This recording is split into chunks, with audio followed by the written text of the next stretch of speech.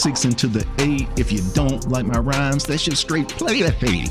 Ubuntu Mint Arch, MX and Fedora. I can never stop hopping, I'm like Dora the Explorer. I prefer to use the fish shell rather than bash, so take your POSIX standards and throw them in the trash. I was browsing the web, doing a little extracurricular when my Linux laptop froze for no reason in particular.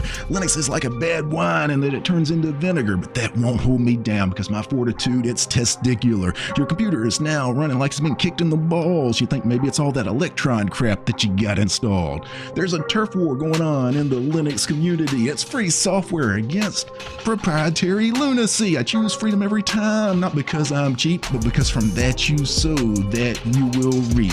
My rescue USB stick has been working overtime. Shit breaks with each Arch update every fucking time. I keep looking for a distro that won't disappoint, but they all got problems. Makes me wanna smoke a joint. $100 bills, yo. We need a Linux rap battle. We need a rap battle within the Linux community. Where you at, Lunduke?